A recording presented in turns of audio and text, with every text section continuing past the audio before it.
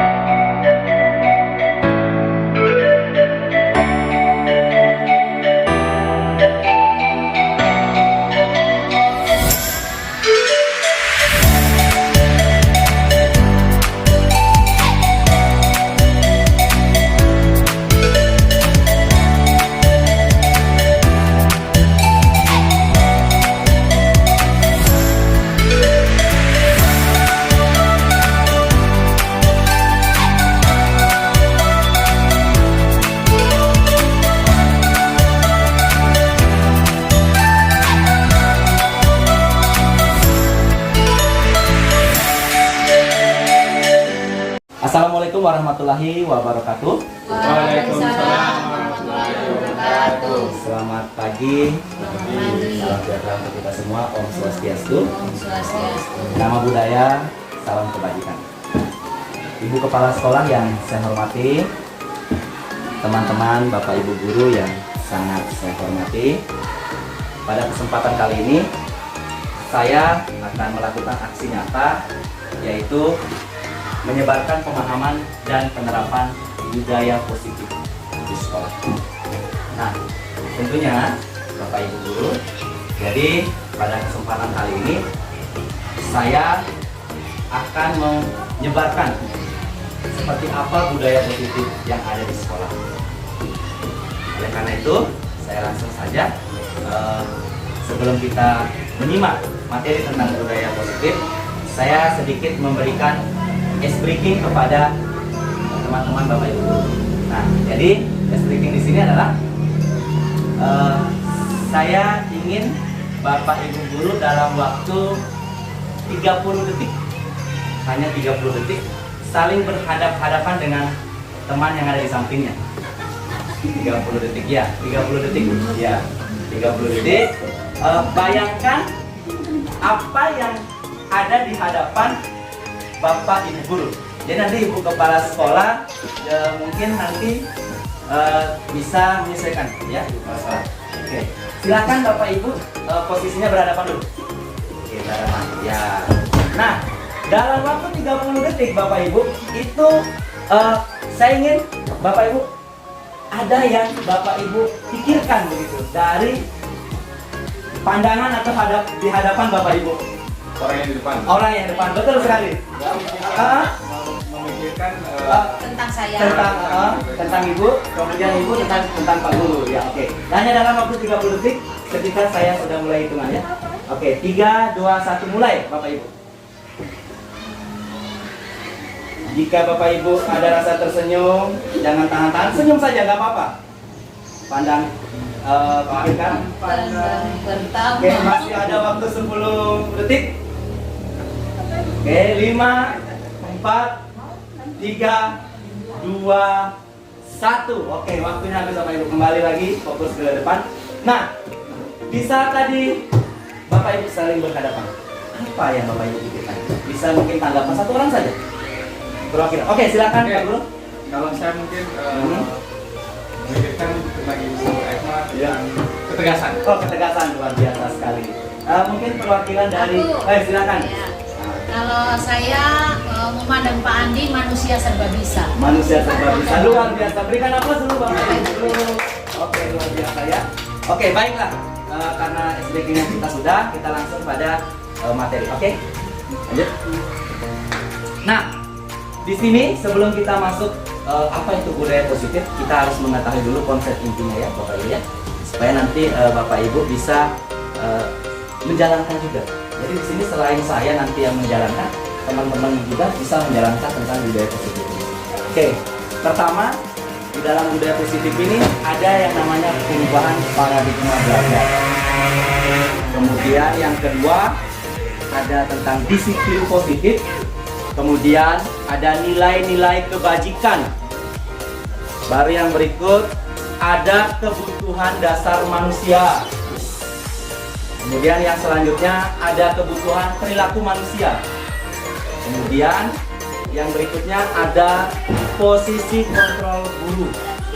Kemudian yang berikutnya keyakinan kelas. Dan yang terakhir adalah segitiga restitusi. Nah, Bapak Ibu Guru, untuk memahami apa konsep inti dari budaya positif dari poin-poin ini, maka Bapak Ibu perhatikan yang ada di layar depan. Nah, pertama kita harus mengetahui pembelajaran dengan paradigma baru. Nah, ini ada penjelasannya Bapak Ibu. Pembelajaran dengan paradigma baru merupakan pembelajaran yang dirancang berdasarkan prinsip pembelajaran berdiferensiasi, sehingga para peserta didik belajar sesuai dengan kebutuhannya berdasarkan tahap perkembangan sesuai dengan teori psikologi modern untuk mewujudkan profil pelajar Pancasila. Nah, jadi mungkin tentunya Bapak Ibu sudah pernah mendengar atau mungkin sering tentang profil pelajar Pancasila, atau yang sekarang itu sudah dikaitkan dengan yang namanya keilmuan. Oke, selanjutnya ini tentang miskonsepsi tentang teori kontrol. Jadi miskonsepsi. Kalau kita mendengar kata miskonsepsi berarti dia berseberangan begitu ya, Bapak Ibu ya. Artinya, nah di sini ada miskonsepsi tentang teori kontrol. Di sini biasanya yang sering terjadi nih Bapak Ibu Guru ya, ketika kita berbicara tentang kebaikan ya, karena yang namanya bicara kebaikan itu tidak mudah kita untuk memberikan penerapan kepada orang lain sebelum kita ya memberikan contoh begitu Bapak Ibu ya. Nah, di sini ada yang pertama ilusi guru mengontrol murid. Namanya ilusi berarti dia kayak semacam bayangan begitu ya. Kemudian yang kedua, ilusi bahwa semua penguatan positif efektif bermanfaat.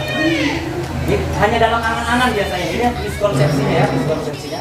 Kemudian ilusi bahwa kritik dan membuat rasa bersalah mampu menguatkan karakter. Nah, ini yang terakhir, ilusi bahwa orang dewasa berhak memaksa. Nah, sedikit saya jelaskan tentang ilusi-ilusi ini, Bapak Ibu Guru. Kita kayak dalam sebuah hayalan begitu ya. Terkadang kita berpikir begini, bahwa kita sebagai guru mampu nggak kita mengontrol murid? dalam bayangan kita. Oh, kita bisa kita nih, pasti bisa gitu. Namun nyatanya kalau kita sudah praktek, apa yang terjadi? Ya kan, kadang-kala murid itu ada yang keras kepala, ada yang membangkang, ada yang mendengarkan juga begitu ya. Nah, kemudian berikut ilusi bahwa semua penguatan positif efektif bermanfaat. Nah, kita juga sebagai guru berhayal, berandai.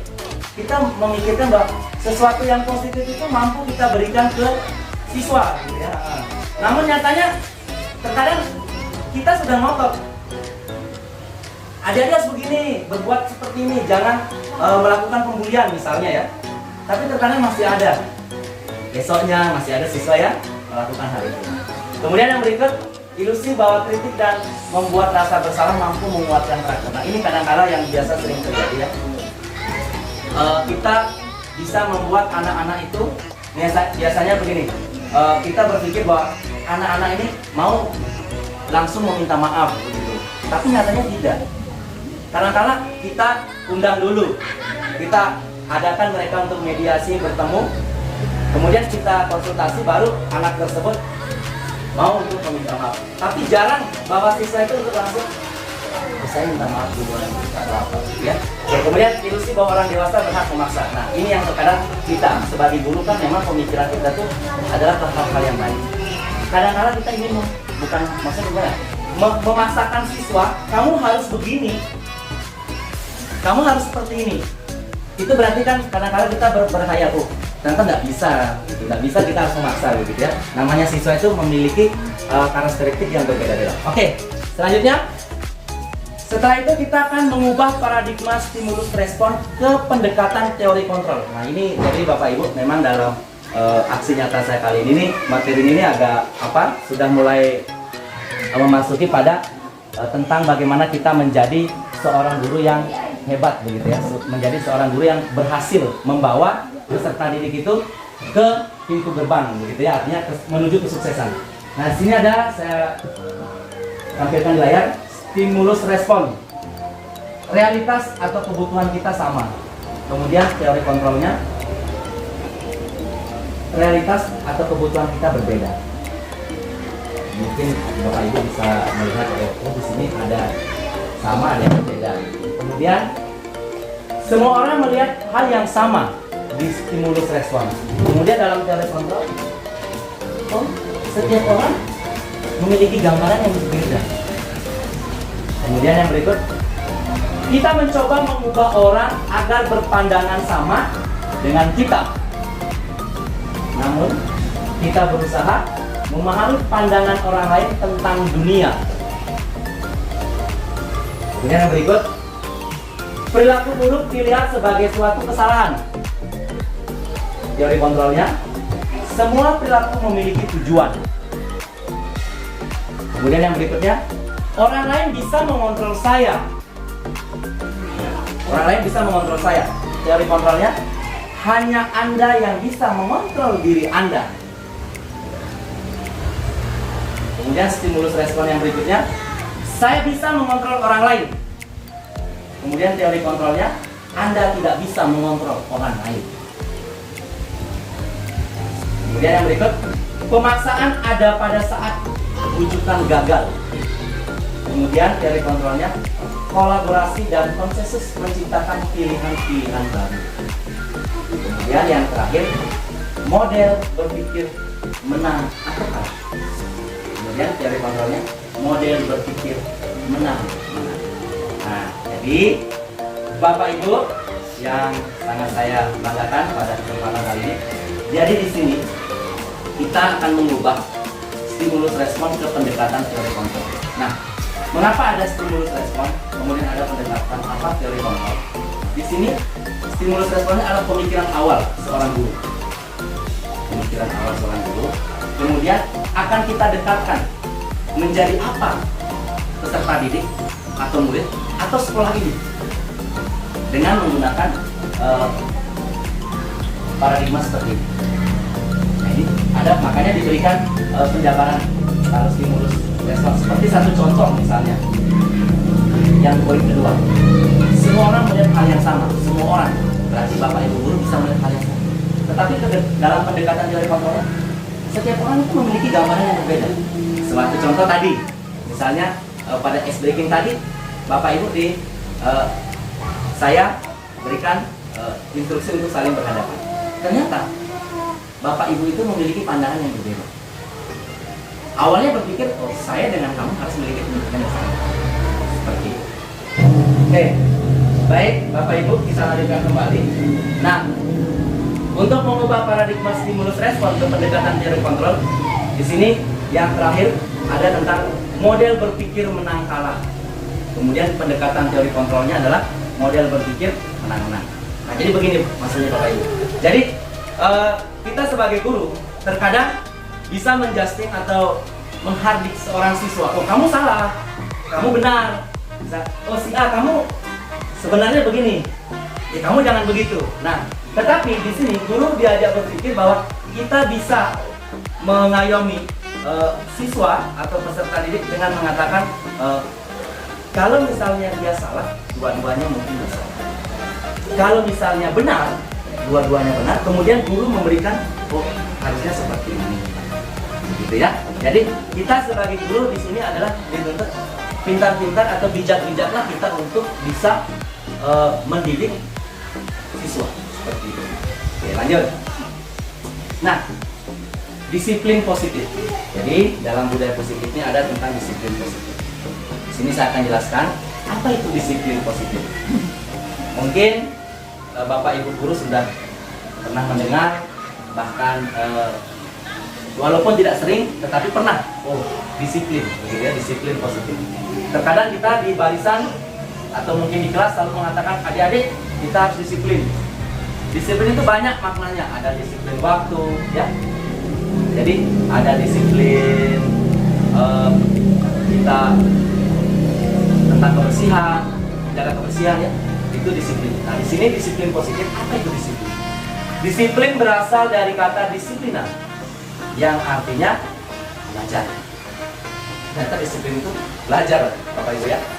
Disiplin mengacu pada disiplin diri yang memiliki tanggung jawab terhadap apa yang dilakukannya dan terhadap apa yang diyakininya.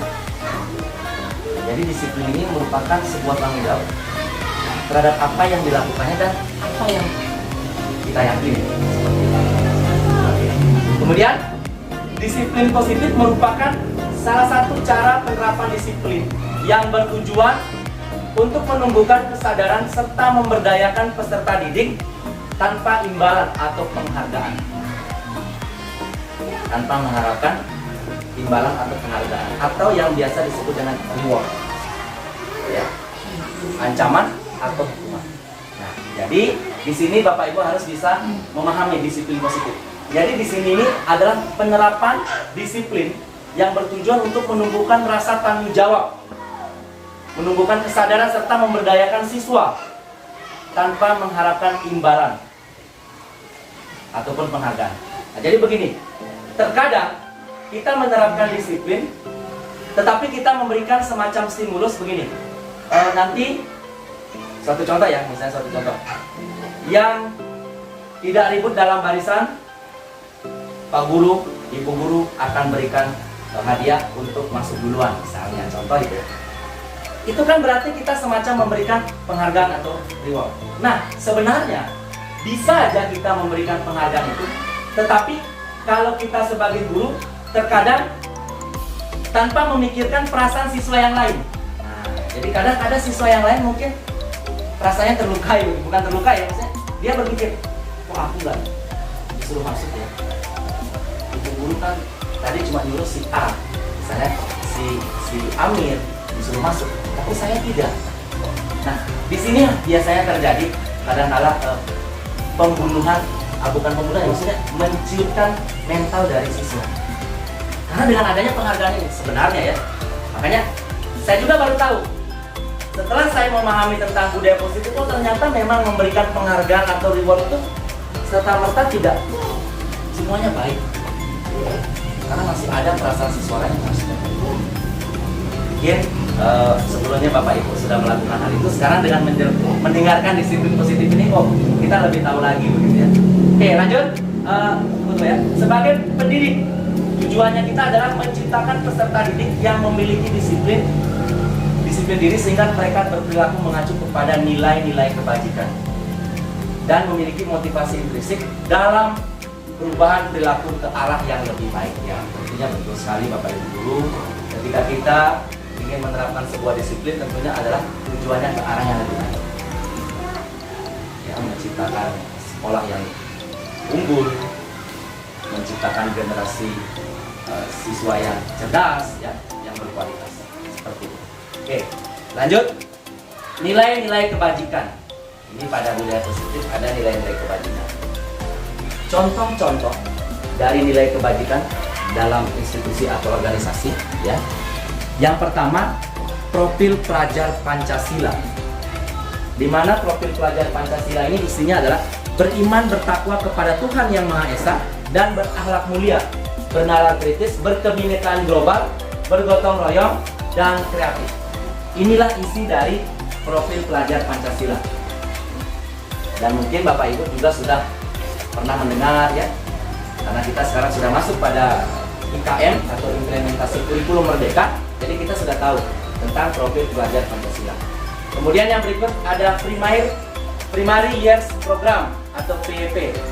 Nah, di sini isinya tentang toleransi, rasa hormat, integritas, mandiri, menghargai, ya, antusias, empati, keingintahuan, kreativitas, kerjasama, percaya diri, dan komitmen. Ini yang harus dimiliki oleh seorang guru juga. Ya. Jadi seorang guru itu ternyata memang dikatakan berat, tetapi setelah dijalani, ya, seperti air yang mengalir. Ya. Ketika kita benar-benar menikmati, ya, atau mencintai pekerjaan tersebut sebagai seorang guru. Nah, kemudian yang berikutnya ada keterampilan hidup atau life skill. Keterampilan hidup. Apa saja dalam keterampilan hidup yang ada dalam nilai kebajikan? Pertama, ada dapat dipercaya, kemudian lurus hati, pendengar yang aktif, tidak merendahkan orang lain, memberikan yang terbaik dari diri.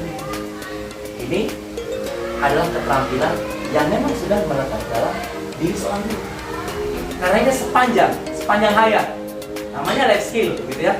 Jadi keterampilan hidup kita tentunya yang sudah tertanam dalam diri kita itu tentunya dapat dipercaya. Menjadi seorang guru harus dipercaya oleh pimpinan, dipercaya oleh teman-teman guru, bahkan dipercaya oleh murid kita sendiri menjadi seorang guru. Oke, baik Bapak Ibu, setelah kita tahu tentang nilai-nilai kebajikan ini, tentunya Bapak Ibu sebagai guru nantinya bisa menerapkan di dalam kehidupan sehari-hari. Oke, selanjutnya kebutuhan dasar manusia. Nah, di dalam penerapan budaya positif ada masuk tentang kebutuhan dasar manusia. Apa itu kebutuhan dasar manusia? Kebutuhan dasar manusia adalah segala sesuatu yang kita lakukan untuk mendapatkan apa yang kita inginkan. Seluruh tindakan yang kita lakukan memiliki tujuan tertentu. Dan semua usaha terbaik yang kita lakukan adalah dalam rangka agar kebutuhan dasar kita terpenuhi dengan baik. Tentunya Bapak Ibu guru sudah paham tentang kebutuhan dasar manusia.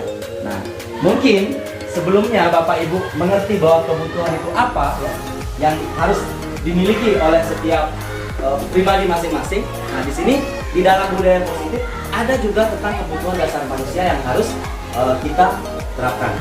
Nah, seperti dalam petikan kalimat ini, sesuatu yang kita lakukan untuk mendapatkan apa yang kita inginkan.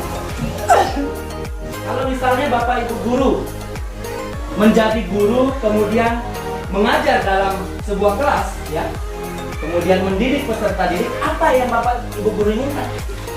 Tentunya adalah keberhasilan dari peserta didik itu sendiri. Itu yang dikatakan kebutuhan dasar manusia. Nah, saya rasa mungkin ini Bapak Ibu sudah paham, ya. Lanjut. Nah, ada 5 kebutuhan dasar manusia. Kalau tadi tentang pengertian bahwa kebutuhan dasar manusia itu apa, di sini ada 5 kebutuhan dasar manusia. Yang pertama adalah bertahan hidup. bertahan hidup. Bertahan hidup, misalnya contoh kayak makanan, pakaian, tempat tinggal, keamanan dan kesehatan. Tentu Bapak Ibu guru pastinya harus membutuhkan ini, ya. Menjadi seorang guru atau menjadi masyarakat biasa atau warga negara Indonesia, tentunya perlu ini makanan, pakaian, tempat tinggal, harus itu ya. Kemudian yang kedua, kasih sayang dan rasa diterima. Ini yang harus ditanamkan oleh seorang guru. Kasih sayang dan rasa diterima. Seperti apa contohnya? Misalnya rasa diterima di dalam sebuah sekolah atau di antara teman-teman, kemudian dipedulikan, berbagi, kerjasama, menjadi bagian dalam kelompok. Itu tentunya yang Bapak Ibu guru miliki. Ya. Kemudian berikut ada penguasaan. Apa di sini tentang penguasaan? Tentunya di sini penguasaan di sini bukan berarti kita berkuasa, tidak, ya Bapak Ibu guru ya. Tetapi kita lebih ke harga diri. Kemudian keinginan untuk dianggap, memimpin, berprestasi, diakui dan didengar. Tentunya Bapak Ibu guru di sini semuanya menginginkan hal ini. Ya. Siapapun itu pasti menginginkan hal ini. Kita di sebuah instansi atau di satuan pendidikan, kita pasti ingin mendapatkan semuanya. Apalagi kalau pendapatnya Bapak Ibu guru diterima, diakui, ya, sangat luar biasa. Lanjut, kebebasan. Apa di sini kebebasan? Jelas orang guru harus memiliki kebebasan ini. Mandiri, memiliki pilihan, mencoba hal-hal baru, bahkan mampu mengendalikan arah dirinya. Itu kebebasan. Bukan berarti seorang guru bebas maunya apa, atau katakanlah suka-suka kita gitu, suka-suka gue gitu ya, kalau bahasa ini ya. Jadi harus diarahkan gitu ya, kebebasan yang harus diarahkan agar bisa mencapai sekolah yang tumbuh seperti itu. Kemudian yang terakhir, kesenangan. Jelas, siapa sih manusia atau guru yang tidak mau kesenangan? Ya, semuanya ingin kesenangan pastinya ya. Di sini seperti apa? Misalnya bermain, misalnya humor, ya. Kemudian ada antusiasme, tertawa.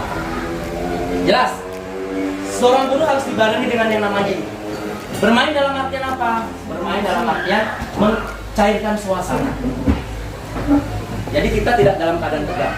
Humor, ya jelas, humor itu bagian daripada ketika kita sudah istilahnya bermain, kemudian disambung dengan humor, nah itu suasana akan lebih seru.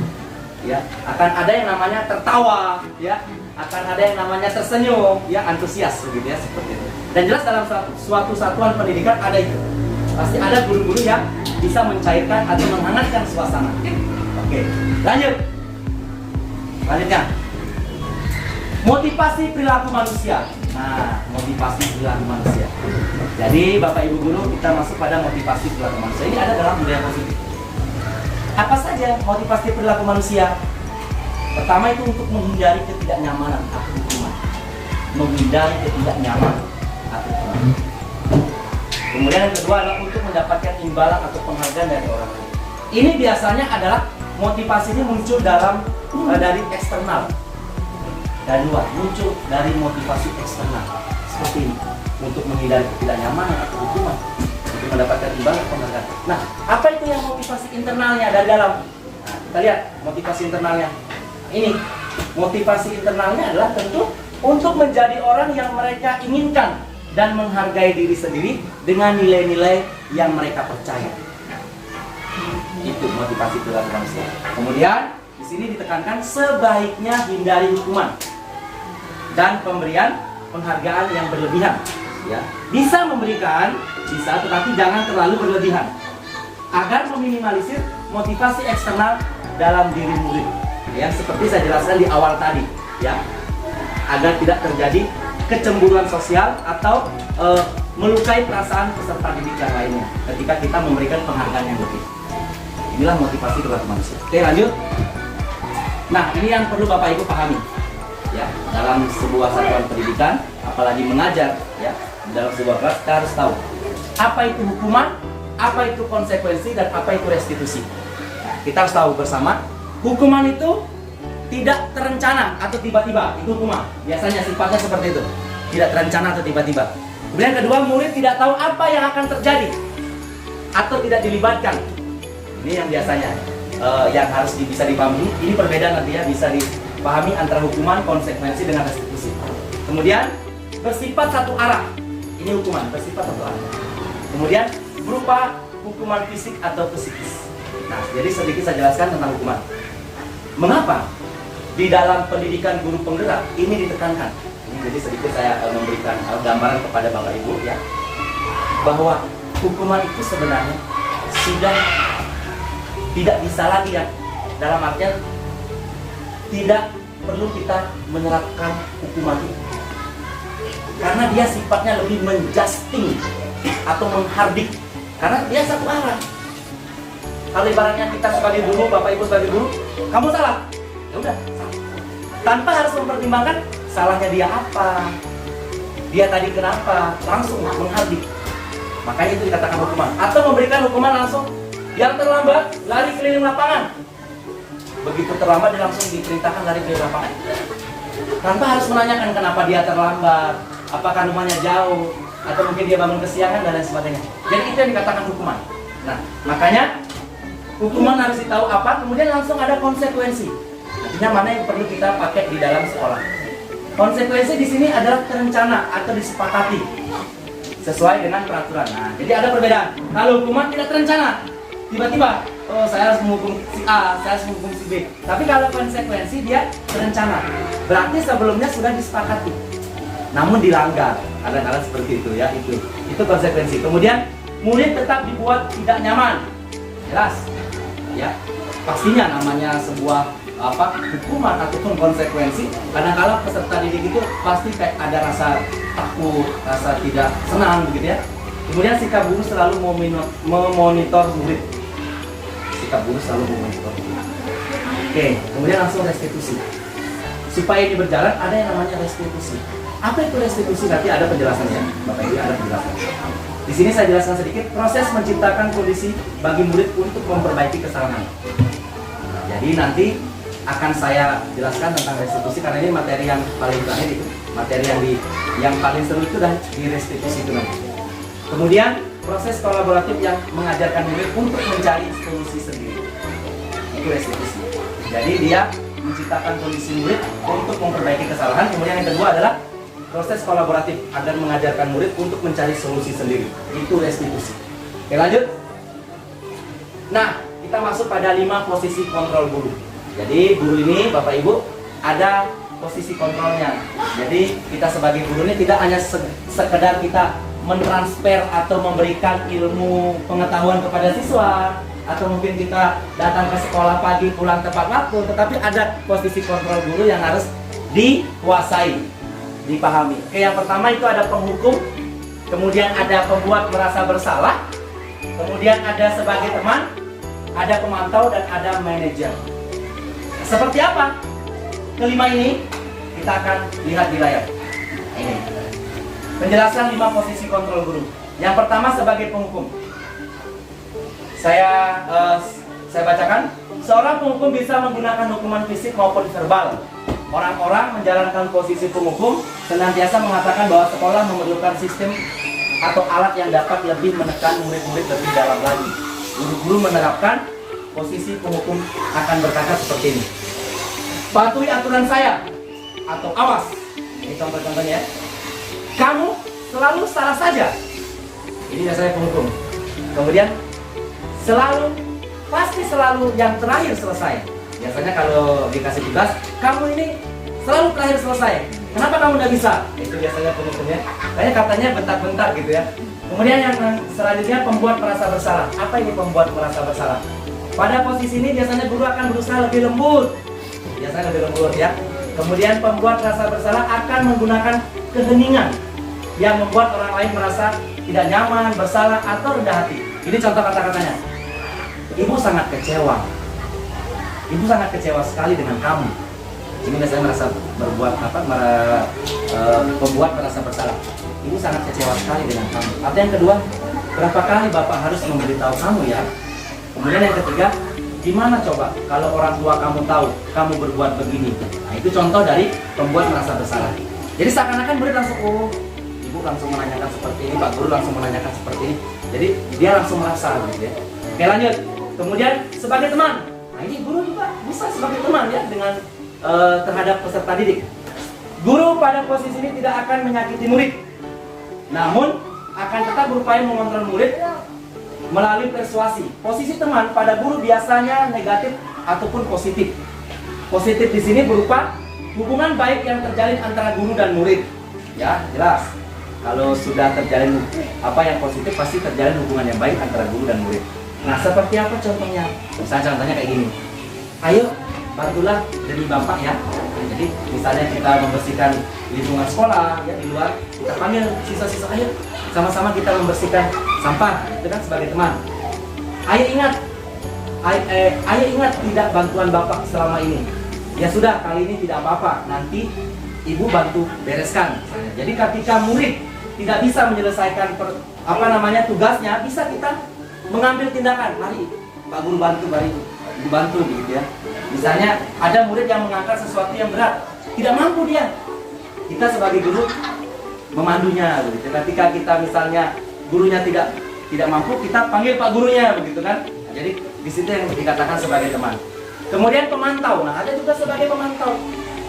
Seperti apa pemantau? Memantau berarti mengawasi, ya. Namanya pemantau berarti kita mengawasi. Sebagai guru juga bisa mengawasi. Pada saat kita mengawasi, kita bertanggung jawab atas perilaku orang-orang yang kita awasi.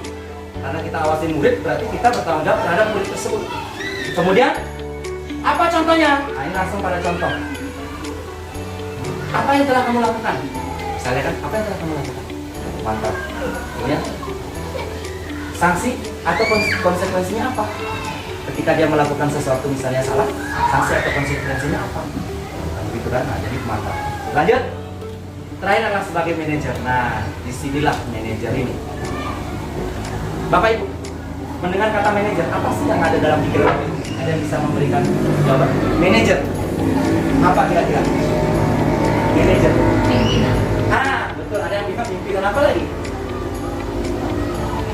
Ya, betul sekali ya. Jadi manajer ini di sini, mengapa kita menggunakan kata manajer?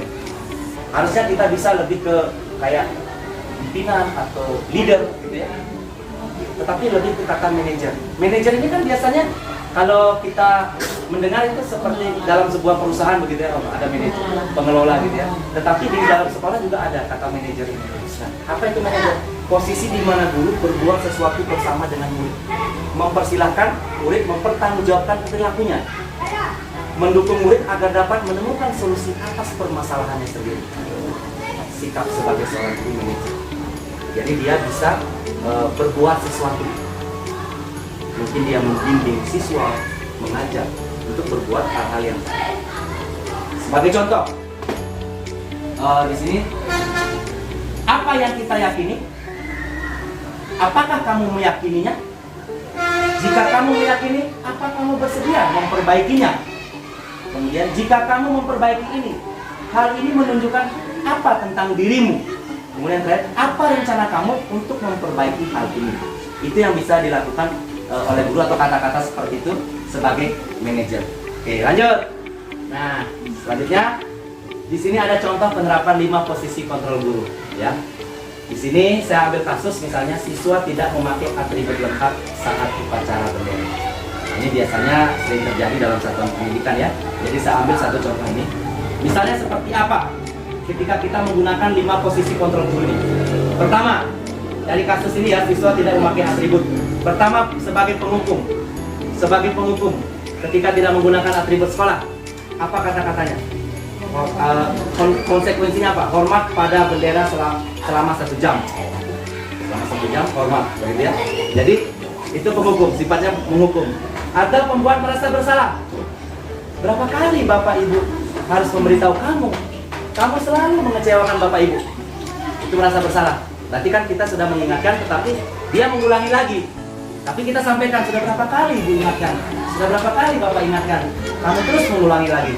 Kemudian sebagai teman, ayo dong ikuti aturan sekolah. Nah biasa kan gitu, ayo deh ikuti aturan sekolah. Tolonglah bantu Bapak Ibu guru ini sekali ini aja ya. Lain kali jangan sampai berbuat seperti itu lagi ya. Misalnya kan tidak menggunakan atribut sekolah. Lain kali jangan sampai tidak dipasang atribut sekolahnya, atau mungkin tidak menggunakan topi atau dasi begitu ya. Jadi ajak dia sebagai teman. Kemudian yang berikut, sebagai pemantau. Dari jauh memantau kan, mengawasi. Kamu sudah melanggar peraturan sekolah, kamu tahu konsekuensinya. Setelah upacara nanti kamu beli atributnya dan jangan diulangi lagi. Nah, ini sebagai pemantau. Jadi dia dari jauh cukup memantau, kemudian dia panggil siswanya. Hanya dia mengatakan nanti setelah upacara ini kamu beli atributnya. Seperti itu ya Bapak Ibu ya.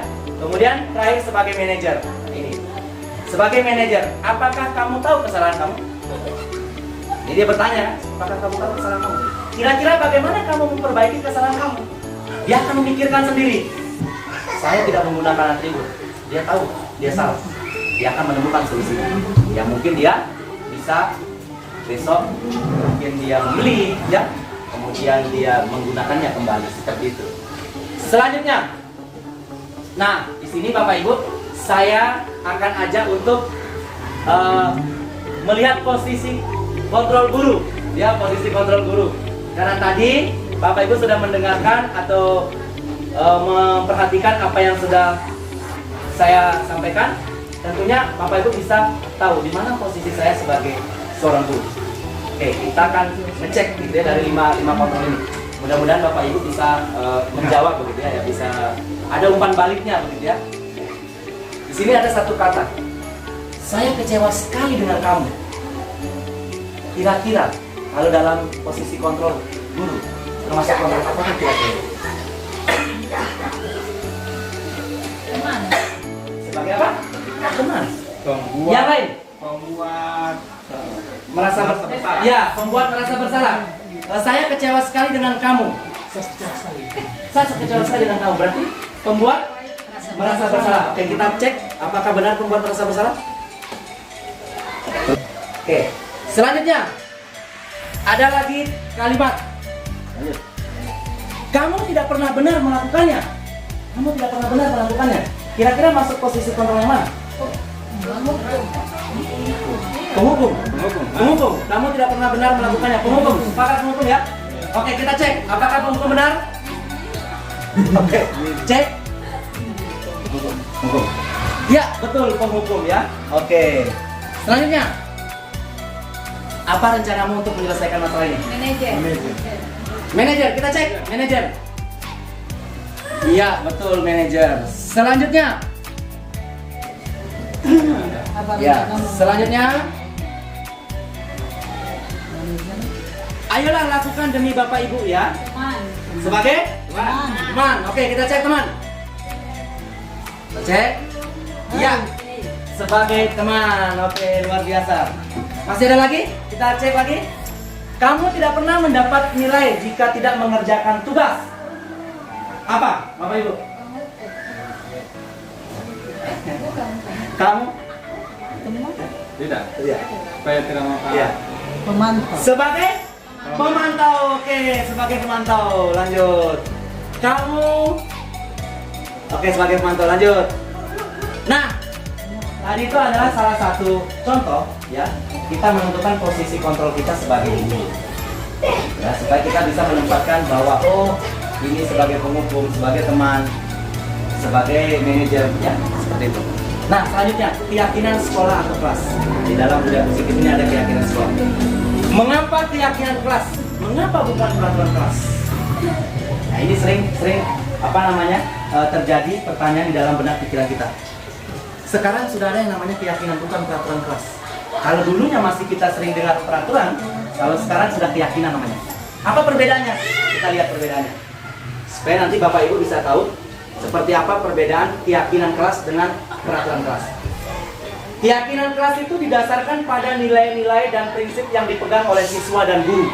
Ia mendorong siswa untuk berperilaku baik karena mereka memahami dan setuju dengan alasan dibalik tindakan mereka.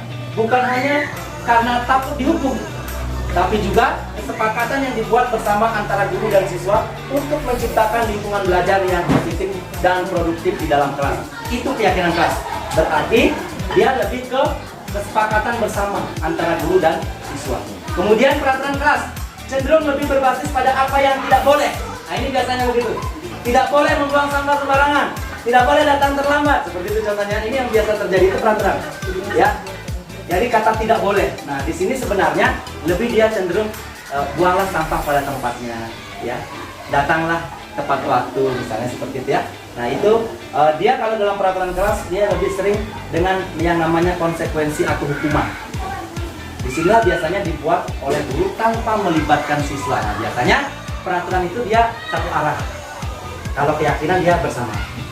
Kalau peraturan dia satu arah, misalnya guru membuat sebuah peraturan, tetapi siswa nggak tahu peraturan apa yang dibuat oleh guru, tiba-tiba langsung disodorkan ke siswa. Dilarang makan dan minum di dalam kelas, dilarang membuang sampah sembarangan, dan lain sebagainya. Oke. Selanjutnya, pembentukan keyakinan kelas. Di sini pembentukan keyakinan kelas itu pertama dia bersifat abstrak, kemudian berupaya pernyataannya itu universal atau luas, kemudian dibuat dalam pernyataan positif. Itu dia keyakinan kelas harus dibuat dalam pernyataan positif. Sedikit saja agar mudah diingat, sedikit, jadi kata-katanya nggak terlalu panjang, sesuai dengan kondisi kelas dan sekolah sehingga mudah diterapkan. Kemudian semua warga sekolah atau warga kelas dilibatkan saat membuat keyakinan kelas. Nah inilah yang harus Bapak Ibu bisa lakukan di satuan pendidikan. Nantinya ya, mudah-mudahan kita bisa merubah semuanya Bapak Ibu ya. Oke, lanjut. Nah, kita sudah masuk dalam materi terakhir, segitiga restitusi dalam penyelesaian masalah. Nah, ini sebenarnya yang nantinya Bapak Ibu harus terapkan di sekolah. Apa itu segitiga restitusi? Suatu proses yang dijalankan oleh guru agar dapat menghasilkan murid yang mandiri dan bertanggung jawab. Di sini ada segitiga. Yang pertama, menstabilkan identitas. Kemudian yang kedua, validasi tindakan yang salah. Dan yang ketiga, menanyakan keyakinan. Oke, lanjut seperti apa itu ketiga-tiganya? Kita akan lihat bersama. Menstabilkan identitas. Berdasarkan prinsip membuat kesalahan adalah bagian dari proses pembelajaran. Di sini apa contohnya? Misalnya berbuat salah itu wajar. Tidak ada manusia yang sempurna. Bapak Ibu juga pernah melakukan itu. Bapak Ibu tidak mau mencari siapa yang salah, tapi Bapak Ibu ingin mencari solusi dari permasalahan ini. Yang terakhir, kamu berhak merasa begitu. Ini contoh kata-kata dulu. Ini contoh kata-katanya. Ketika kita untuk menstabilkan identitas. Jadi kita bertanya dulu ya kepada siswa, menanyakan apa sebenarnya permasalahan yang terjadi. Lanjut.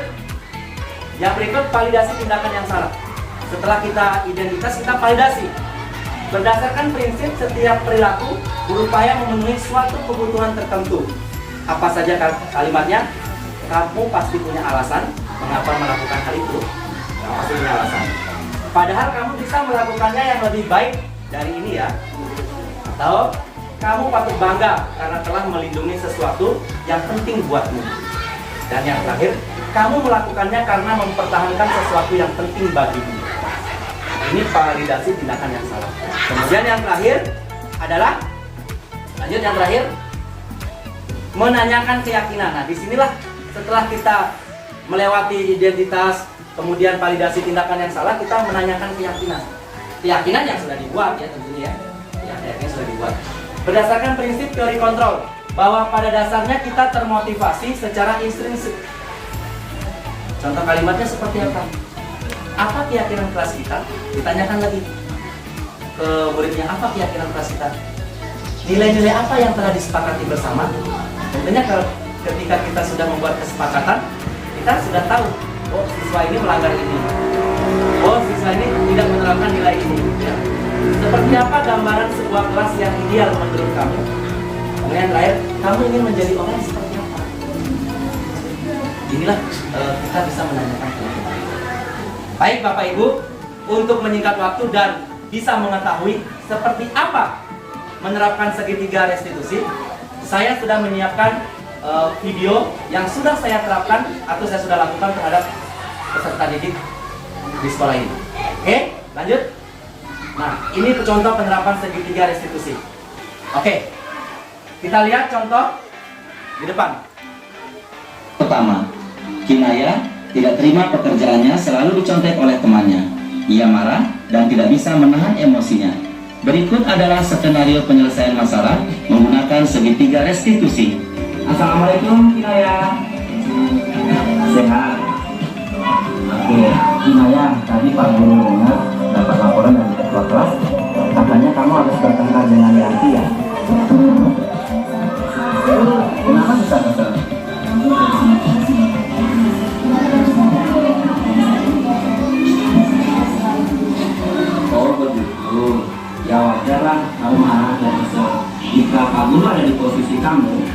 guru juga pasti akan berbuat hal yang sama.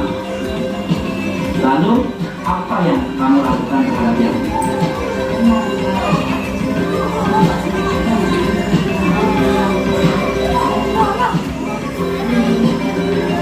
Oh begitu, pasti kamu berbuat seperti itu ada alasannya ya?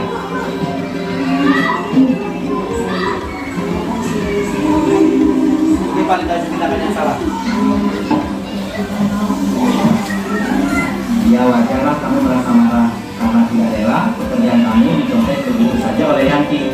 Pak Guru sangat menghargai tindakan kamu yang tidak berbuat lebih buruk daripada itu, misalnya memukul. Nah, sekarang coba kita pikirkan tindakan kamu sampai menggebrak meja, apakah sesuai dengan keyakinan kelas kita? Ini posisi menanyakan Yang menurut kamu keyakinan kelas apa yang sudah kamu lakukan? Ya betul, menurut Kinaya, saling menghormati antar teman itu penting tidak? Baik, kalau menurut Kinaya itu penting, jadi keyakinan keras apa yang harus Kinaya lakukan pada saat Kinaya sedang marah? Oke, Kinaya bersedia memperbaiki masalah ini. Apa yang akan Kinaya lakukan untuk memperbaiki masalah ini?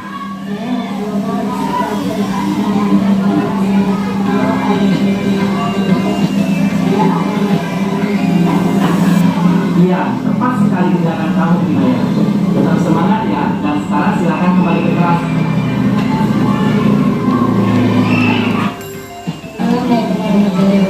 Tidak salah sejahtera.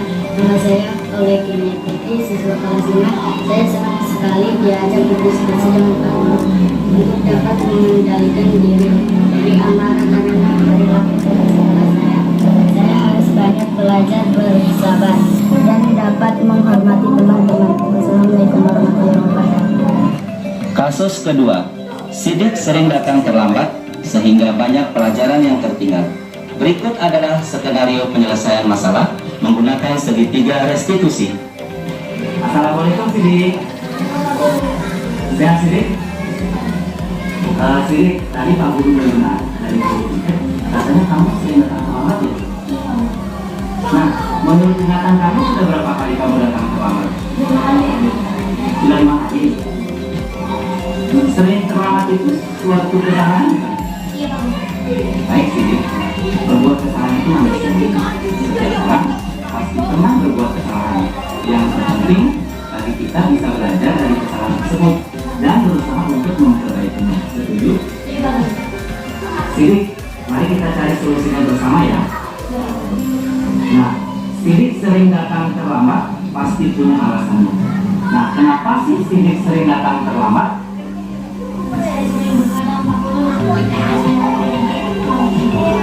Nah, kamu tahu keyakinan kelas yang sudah kita sepakati? Kalau terlambat datang ke sekolah sesuai keyakinan kelas kita tidak? Nah, menurut kamu keyakinan kelas apa yang sudah kamu langgar? Menurut kamu disiplin itu penting tidak untuk kamu? Karena bisa membantu. Betul sekali Sidik, karena menghargai waktu itu penting dan sangat bermanfaat. Seperti kita dapat menghargai orang-orang yang ada di sekitar dan pekerjaan menjadi tidak menumpuk, dan kita juga dapat melatih rasa kepedulian kita.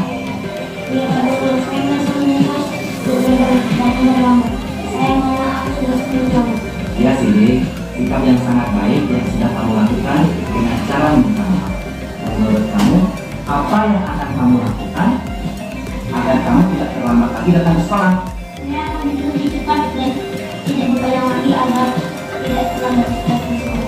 Baik Sidik, kamu sudah menemukan solusinya dan Pak Guru akan bekerja sama dengan orang tua kamu agar kamu tidak terlambat datang ke sekolah lagi. Nah, sekarang silakan kamu kembali ke kelas ya. Terima kasih Pak Guru. Assalamualaikum warahmatullahi wabarakatuh dan salam sejahtera. Nama saya Muhammad Jawar Sidik, siswa kelas 5. Terima kasih Pak Guru. Saya senang sekali diajak berdiskusi dengan Pak Guru untuk menemukan solusi atas kesalahan yang telah saya lakukan. Saya tidak akan begadang lagi supaya tidak terlambat ke sekolah. Wassalamualaikum warahmatullahi wabarakatuh.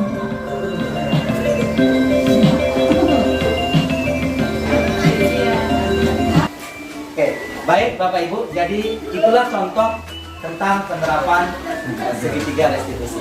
Nah, selanjutnya kita akan simpulkan seperti apa budaya positif yang ada di sekolah. Oke, lanjut. Kesimpulan budaya positif. Nah, dalam proses menciptakan budaya positif, melakukan kolaborasi antara sekolah dan orang tua murid agar budaya positif ini jangan hanya dilakukan di kelas atau di sekolah saja, melainkan juga dilakukan di rumah agar menjadi suatu kebiasaan atau karakter yang melekat pada diri murid saat berada di lingkungan dimanapun saja mereka berada. Karena dengan dukungan dan kolaborasi dari semua warga sekolah, budaya positif ini dapat tercipta dengan baik dan selaras dengan ekosistem sekolah. Baik Bapak Ibu, lanjut. Demikianlah aksi nyata menyebarkan pemahaman dan penerapan pengalaman budaya positif yang sudah saya lakukan di sekolah. Nah, Bapak Ibu, mungkin itu penjelasan dari saya. Mungkin banyak hal-hal atau kata-kata yang kurang dari saya, mohon dimaklumi ya. Nah, sebelum saya akhiri pertemuan pada hari ini, mungkin dari Bapak Ibu ada yang mau memberikan sanggahan ataupun kesimpulan ataupun pendapatnya, dipersilakan. Biar cuma 1-2 kata, boleh. Atas apa yang sudah diperhatikan begitu ya Bapak Ibu ya. Oke, silakan kalau ada. 1 orang saja.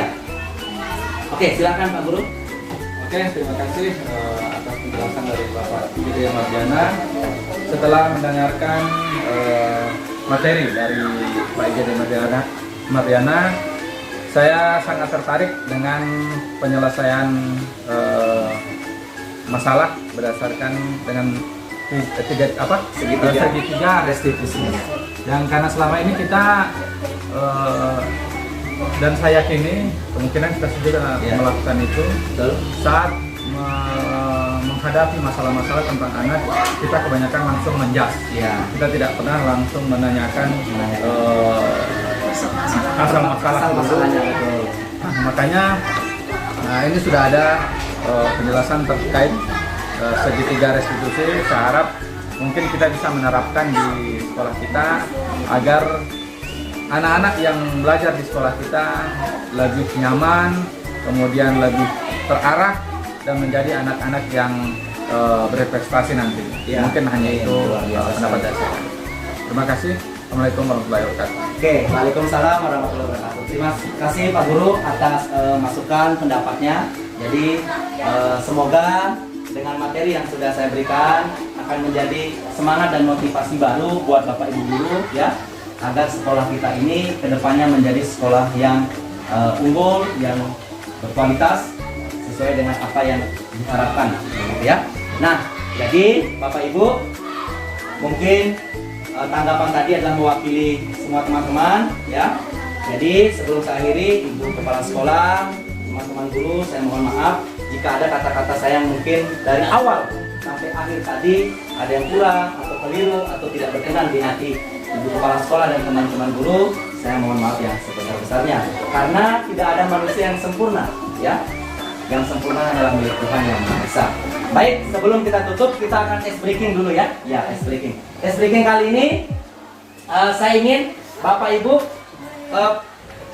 dalam waktu 15 detik ya. Kalau tadi 30 detik, dalam waktu 15 detik Bapak Ibu guru memejamkan mata, kemudian menarik dalam-dalam napas Bapak Ibu, kemudian rasakan ya.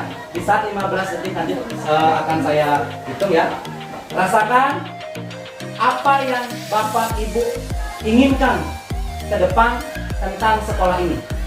Di dalam 15 detik itu nantinya Bapak Ibu bisa memberikan satu pendapat atau yang mewakili ya. Oke, kira-kira bisa Bapak Ibu 15 detik. Kita akan pejamkan mata sejenak ya. Kita akan pejamkan mata, tarik nafas dalam-dalam, kemudian ditahan sambil memikirkan itu. Setelah itu kemudian dihembuskan, baru selesai ya. Oke, silakan ambil posisi duduk Bapak Ibu. Posisi duduk, kasih tegap badannya, Bapak Ibu kasih tegap badannya. Oke, pejamkan mata. Oke, ketika saya mulai maka Bapak Ibu mulai menarik nafas. Oke, 3, 2, 1. Silakan ditarik nafasnya dalam-dalam. Rasakan apa yang ingin Bapak Ibu inginkan tentang sekolah ini ke depan. Tahan. Kemudian hembuskan pelan-pelan. Selesai. Silakan buka mata Bapak Ibu. Oke, silakan perwakilan satu orang. Mungkin. Oke, baik. Setelah tadi Bapak Ibu melakukan penarikan nafas selama 15 detik, tentunya sudah ada yang Bapak Ibu pikirkan tentang sekolah kita ke depan seperti apa. Baik, siapa yang mungkin bisa memberikan tanggapannya? Silakan Ibu Guru. Terima kasih. Harapannya ke depan sekolah ini lebih maju dalam hal pendidikan, terutama untuk anak-anak didik yang berprestasi, unggul di segala bidang. Kemudian lingkungan sekolah kita lebih tertata rapi, bahkan sekolah kita bisa diperbaharui sesuai dengan visi misi sekolah kita. Terima kasih. Baik, terima kasih Bu Guru, pendapat yang sangat luar biasa, mewujudkan atau memimpikan sekolah yang sesuai dengan visi misi sekolah kita. Sangat luar biasa sekali. Semoga apa yang Ibu inginkan dan teman-teman semuanya akan terwujud ya. Amin. Oke, demikianlah penyebaran pemahaman tentang budaya positif pada hari ini. Saya akhiri. Wassalamualaikum warahmatullahi wabarakatuh. Waalaikumsalam warahmatullahi wabarakatuh. Oke, terima kasih dan sampai berjumpa di lain waktu. Luar biasa.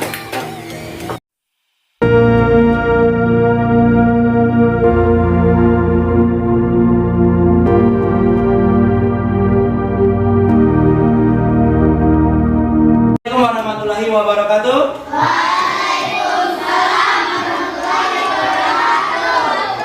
Selamat siang. Salam sejahtera untuk kita semua. Om Swastiastu. Bagaimana kabar adik-adik semuanya? Alhamdulillah luar biasa. Bersyukur semuanya dalam keadaan sehat ini ya. Baik adik-adik, pada kesempatan kali ini Pak Guru akan mengajak adik-adik untuk membuat sebuah keyakinan atau kesepakatan kelas, di mana keyakinan atau kesepakatan kelas ini adalah budaya positif yang ada di sekolah kita yang harus kita terapkan. Nah, untuk lebih lanjut, adik-adik perhatikan materi yang akan Pak Guru sampaikan di layar depan ya. Perhatikan apa itu keyakinan atau kesepakatan kelas.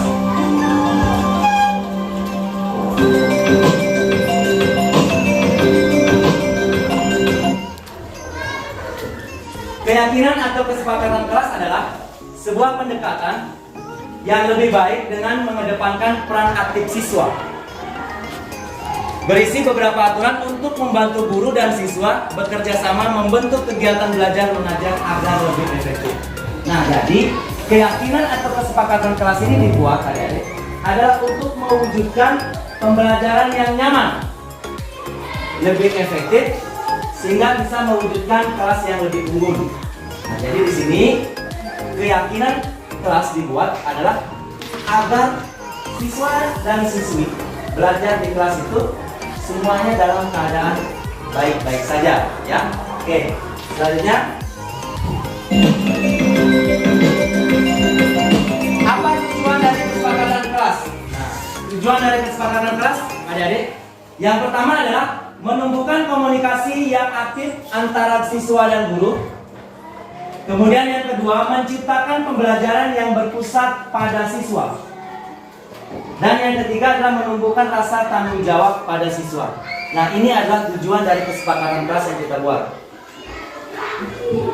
Di antaranya adalah menumbuhkan komunikasi yang efektif antara siswa dan guru. Nah, jadi ketika keyakinan kelas ini sudah terbentuk nanti, aturan-aturan kelas ini sudah terbentuk, nantinya disitulah akan tumbuh ya komunikasi yang baik antara siswa dan guru. Oke, tentunya adalah menciptakan pembelajaran yang berpusat pada siswa. Dan yang ketiga adalah menumbuhkan rasa tanggung jawab. Di sini tujuannya adalah untuk mewujudkan pembelajaran yang menyenangkan. Ya. Selanjutnya adik-adik,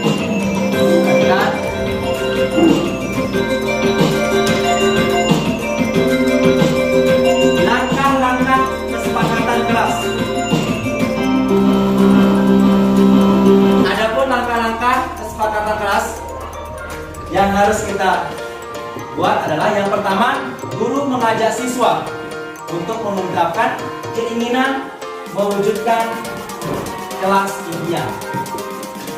Adik-adik setuju memimpikan kelas yang kalian inginkan? Setuju? Ingin mewujudkan kelas yang aman? Ingin mewujudkan pembelajaran yang efektif? Ini langkah-langkah yang kita buat dalam membuat keyakinan kelas. Kemudian yang kedua adalah siswa menuliskan apa yang mereka pikirkan. Nah, jadi nanti adik-adik akan menuliskan di kertas, ya, akan menuliskan di kertas. Jadi nantinya adik-adik akan tulis di situ apa yang adik-adik pikirkan untuk kita sepakati di kelas. Kemudian yang ketiga, menuliskan tentang kelas impian. Oke, sama seperti penjelasan yang sebelumnya. Yang berikut, hal-hal yang ditulis adalah tentang kelas impian yang kalian inginkan, kemudian dibaca satu persatu. Sebentar ya. Selanjutnya, yang kelima, guru dan siswa berdiskusi membahas impian-impian tentang kelas yang sudah ditulis. Kemudian hal-hal penting yang kita sepakati. Selanjutnya, guru dan siswa akan menyepakati bersama hasil aturan-aturan yang sudah ada ditulis. Pak Guru akan bagikan potongan kertas ini untuk membuat keyakinan atau kesepakatan kelas ya. Jadi setelah Pak Guru bagikan nanti, disinilah adik-adik akan menuliskan hasil pikiran adik-adik ya. Jadi Pak Guru bagikan dulu satu persatu kertas ini kepada adik-adik semuanya. Oke, silakan ditulis pikiran adik-adik terkait dengan keyakinan kelas yang akan kita sepakati bersama adik-adik ya.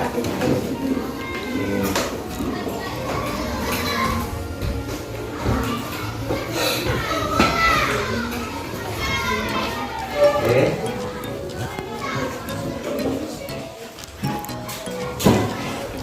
Silakan ditulis di sini ya. Baik. Untuk menyingkat waktu adik-adik ya. Menyingkat waktu. Sekarang kertas yang sudah ada di adik-adik, silakan adik-adik tuliskan aturan-aturan yang sudah kalian pikirkan. Kemudian setelah dituliskan, nantinya adik-adik akan tempelkan di depan. Oke, silakan dituliskan mulai dari sekarang. Oke, silakan dituliskan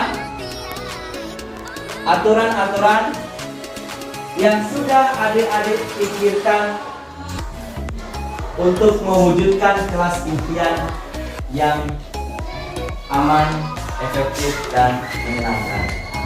Oke. Nantinya setelah adik-adik tulis, adik-adik akan tempel di papan.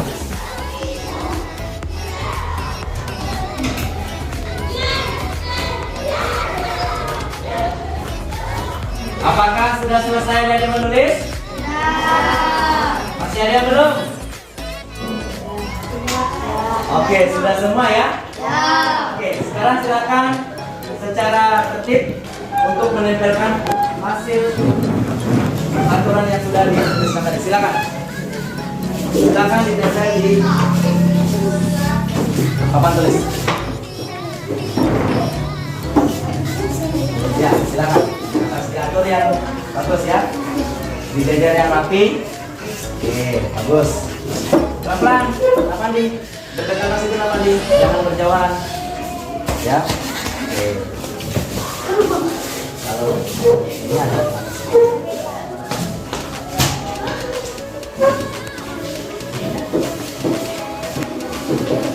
Ini adik-adik.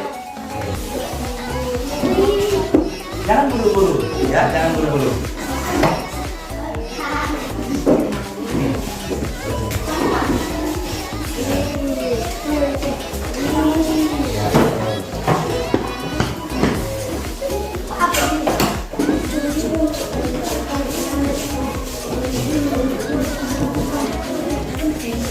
Antri adik-adik, semua akan menempelkan hasil aturan yang sudah ditulis.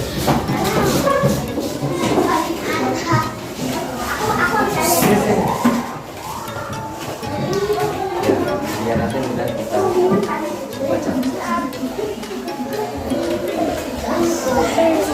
Oke, pelan-pelan.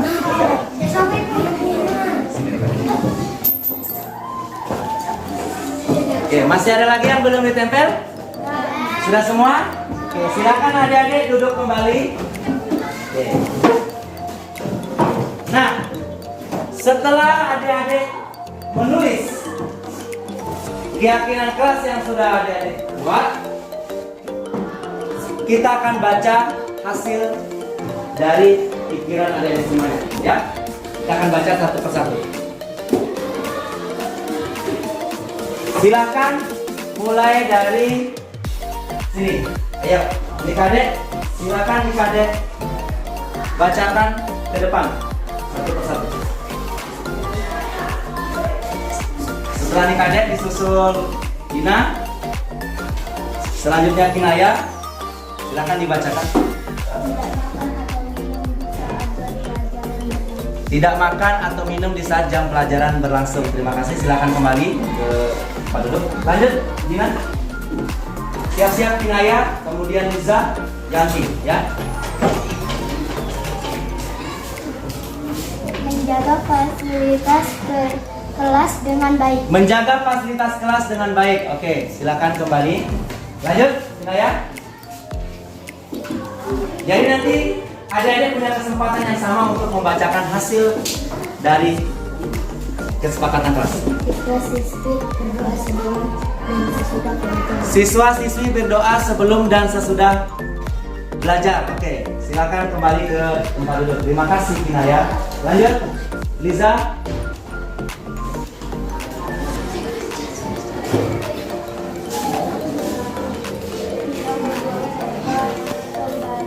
Tidak membuang sampah sembarangan. Terima kasih. Bagus ya. Lanjut.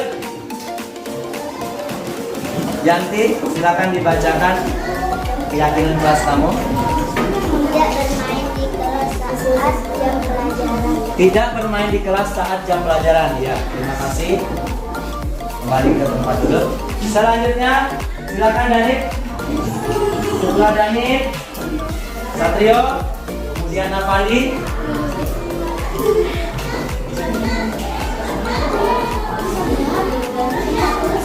Mana keyakinan kelasmu? Ya, baca. Menyampaikan pendapat dengan sopan. Oke, terima kasih. Danit, lanjut Satrio. Menggunakan waktu istirahat dengan baik. Menggunakan waktu istirahat dengan baik. Oke, silakan kembali ke tempat duduk Satrio. Selanjutnya, Navali. Mematuhi jadwal pelajaran. Mematuhi jadwal pelajaran. Oke, terima kasih. Silakan kembali. Lanjut Saka. Tidak bermain di kelas saat jam pelajaran. Tidak bermain di kelas saat jam pelajaran. Oke, bagus. Silakan kembali ke tempat duduk. Lanjut.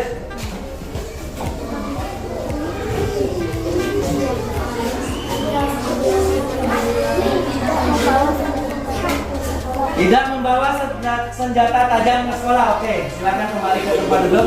Lanjut. Sidik.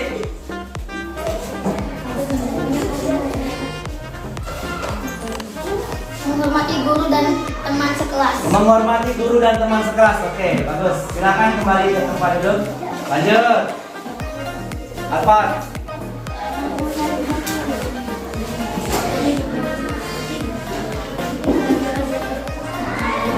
Ya, mengikuti pelajaran dengan fokus dan konsentrasi. Oke, silakan tempat kembali ke tempat duduk. Selanjutnya, Baby. Nanti berurutan ya. Silakan setelah Baby lanjut ke Dewi dan seterusnya. Silakan Baby. Tidak makan atau minum di saat jam pelajaran. Oke, terima kasih. Silakan kembali ke tempat duduk Baby.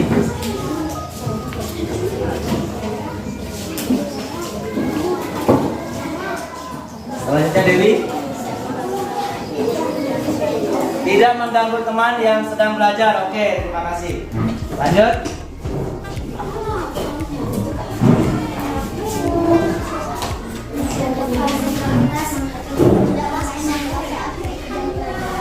Tidak bermain di kelas saat jam pelajaran. Oke, terima kasih. Silakan kembali ke tempat duduk. Silakan Fatul dibacakan keyakinan kelas kamu. Murid harus patuh dan sopan kepada bapak ibu guru. Oke, murid harus patuh dan sopan kepada bapak dan ibu guru. Oke, terima kasih. Kembali ke tempat duduk. Selanjutnya Arjun.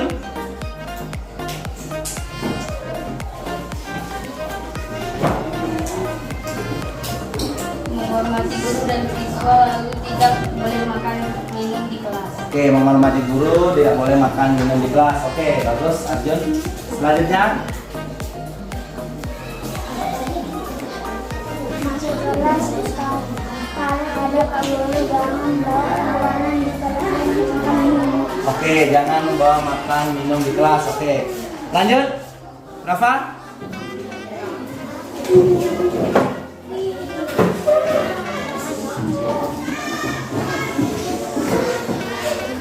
Berkomunikasi terkait dengan Oke, silakan kembali ke tempat duduk.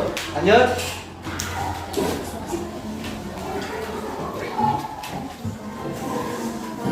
menghormati guru dan teman sekelas. Oke, menghormati guru dan teman sekelas. Oke. Kembali ke tempat duduk. Selanjutnya.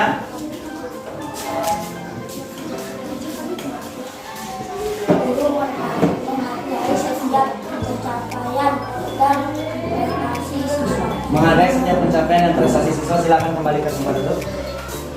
Oke, selanjutnya terakhir ya. Haikal. Oke, silakan Haikal.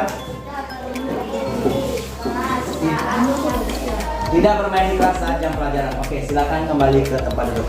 Nah, setelah adik-adik membacakan semua keyakinan ataupun aturan berdasarkan hasil pemikiran adik-adik, tentunya aturan-aturan ini akan kita sepakati bersama. Ya, dari semua ini tentunya ada yang pemikirannya sama, ya, ada yang berbeda. Nah, akan kita sepakati, kita akan ambil berapa yang akan kita sepakati bersama. Oke, kita akan diskusi bersama-sama dengan adik-adik. Dari 22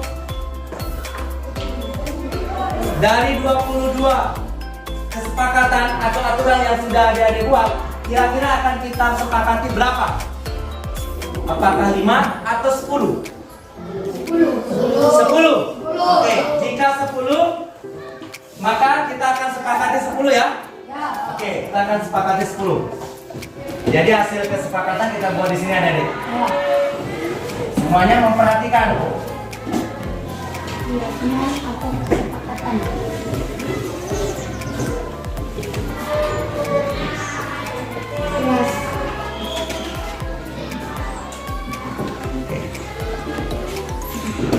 Yang pertama,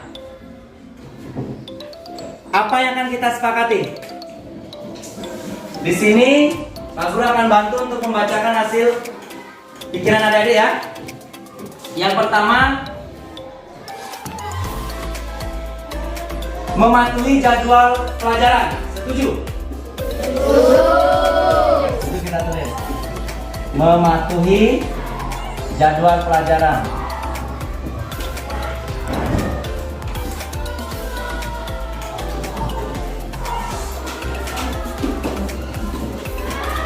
Nomor 2,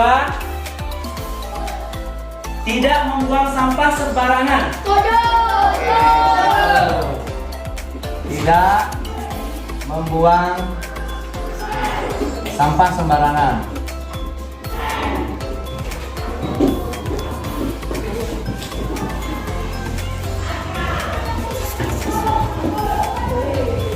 Yang ketiga, tidak makan dan minum di saat jam pelajaran berlangsung. Ya.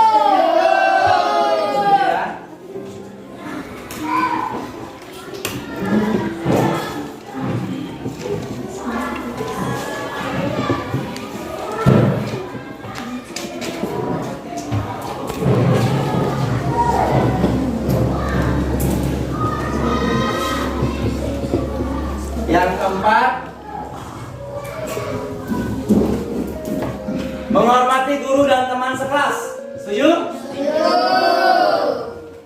Setuju ini? Setuju? Menghormati guru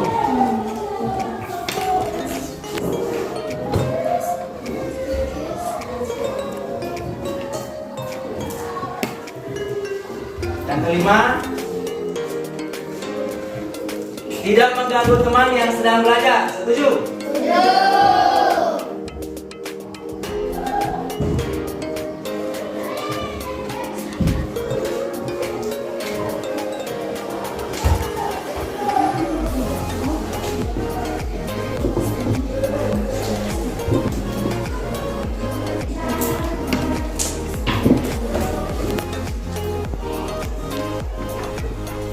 Lima atau 10 ini?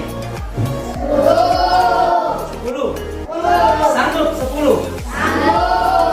Kita tambah lagi 5 ya. Yang keenam, menyampaikan pendapat dengan sopan. Setuju?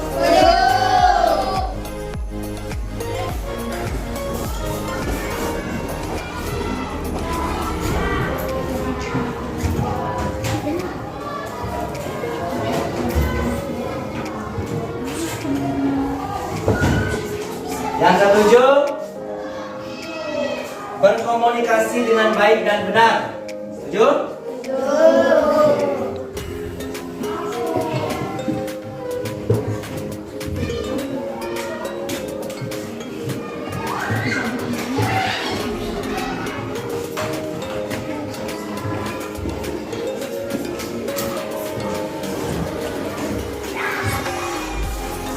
Kedelapan, menjaga fasilitas kelas. Setuju?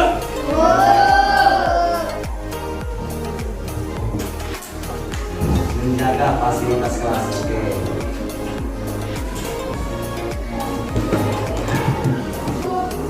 Yang kesembilan,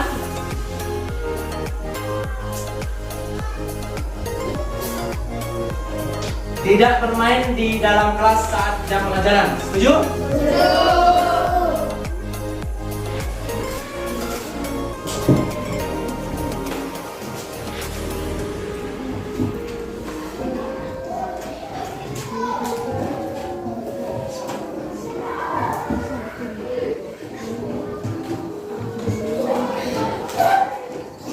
Dan yang terakhir, nomor 10,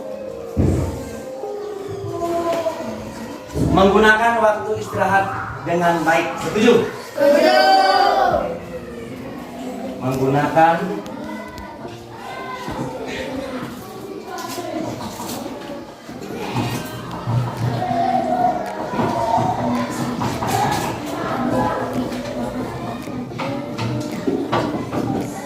baik adik-adik. Dari ke-10 keyakinan atau kesepakatan kelas yang sudah kita sepakati bersama-sama tadi, karena adik-adik sudah menyatakan setuju, dari 10 ini kita akan taati bersama mulai sekarang, ya. Kita akan taati bersama mulai hari ini dan seterusnya. Sanggup? Setuju? Dari ke-10 ini, jika ada di antara adik-adik yang melanggar keyakinan atau kesepakatan kelas ini, adik-adik siap menerima konsekuensinya? Ya. Karena ini adalah yang menyepakati adalah adik-adik. Ya, adik-adik sendiri yang menyepakati bersama Pak Guru. Jadi Pak Guru dengan adik-adik akan sama-sama menjaga agar tetap keyakinan kelas ini berjalan dengan baik dan lancar. Oke adik-adik, jika sudah mengerti dan paham dengan keyakinan kelas, maka untuk materi atau pembahasan tentang keyakinan dan kesepakatan kelas, Pak Guru akhiri. Baik adik-adik, sebelum Pak Guru akhiri materi tentang keyakinan kelas, mungkin dari 10 keyakinan atau kesepakatan kelas yang sudah kita sepakati bersama tadi? Adakah yang ingin mau bertanya? Silakan. Pas. Apakah sudah setuju dengan yang ke-10 ini? Setuju ya? Jadi ke-10 ini harus adik-adik jalankan, adik-adik ikuti, adik-adik sepakati ya, agar tetap terwujud kelas impian adik-adik ya, untuk mewujudkan pembelajaran yang nyaman, yang efektif dan menyenangkan. Baik adik-adik, untuk mengakhiri pembelajaran pada siang hari ini, kita akan ice breaking dulu ya. Oke, silakan adik-adik berdiri semuanya. Jadi ice breakingnya, perhatikan adik-adik. Kalau Pak Guru bilang tepuk 1, maka adik-adik tepuk 1 kali sampai 5 ya. Oke. Supaya menghindari rasa mengantuk adik-adik.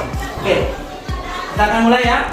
Oke. Tepuk 1, tepuk 2, tepuk 3, tepuk 4, tepuk 5. Oke, kita lanjut dengan Marina menari di atas menara. 3, 2, 1. Marina menari di atas menara, di atas menara.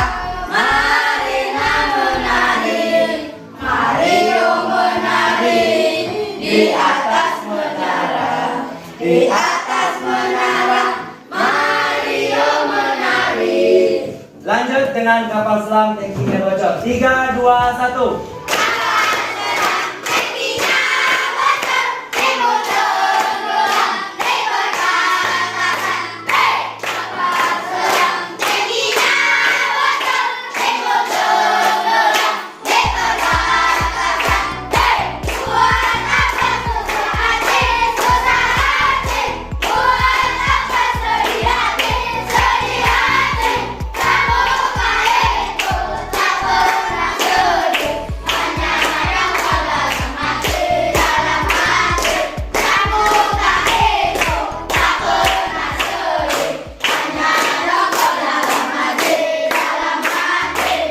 Tepuk salut. Salut. Sekali lagi.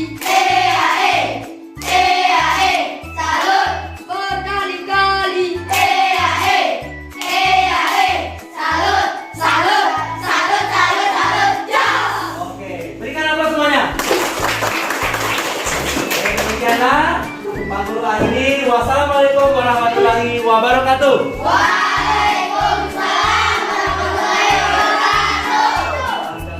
Semua dan semangat pagi. Terima kasih. Silakan duduk kembali. Oke adik-adik, jadi setelah kita buat keyakinan dan kesepakatan kelas, maka Pak Guru minta kepada adik-adik semua kita akan menandatangani kesepakatan bersama ya. Jadi menandatangani ini Pak Guru sudah siapkan daftar hadirnya ya. Oke, jadi nanti satu persatu agar bisa untuk menandatangani daftar keyakinan atau kesepakatan kelas.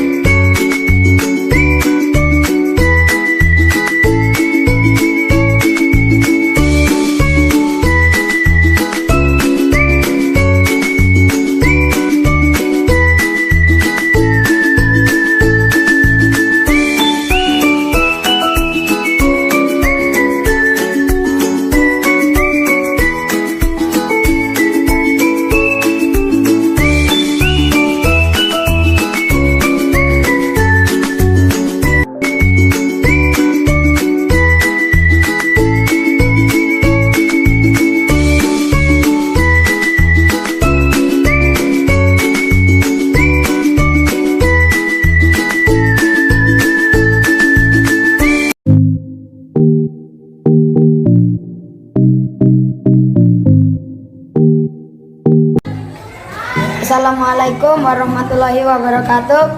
Dan salam sejahtera. Perkenalkan, nama saya Aditya Navandi Saputra, siswa kelas 5. Assalamualaikum warahmatullahi wabarakatuh dan salam sejahtera. Perkenalkan, nama saya Nikadek Clara Ayu Natania, siswa dari kelas 5. Assalamualaikum warahmatullahi wabarakatuh dan salam sejahtera. Perkenalkan, nama saya Muhammad Danif Nasir Mahasib, siswa kelas 5. Assalamualaikum warahmatullahi wabarakatuh dan salam sejahtera. Perkenalkan, nama saya Syakira Andara Jumpadina, siswa dari kelas 5.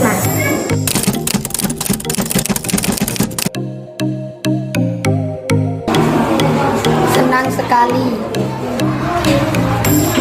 sangat bersemangat, sangat senang karena seru sekali.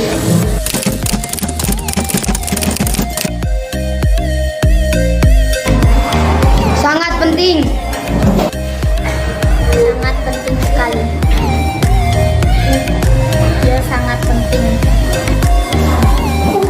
Dia sangat penting sekali.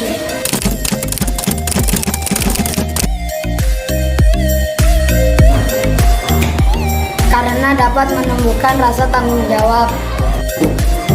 Dapat membuat kita lebih disiplin. Karena dapat membuat kita lebih menghargai orang lain. Agar membuat kita lebih baik lagi.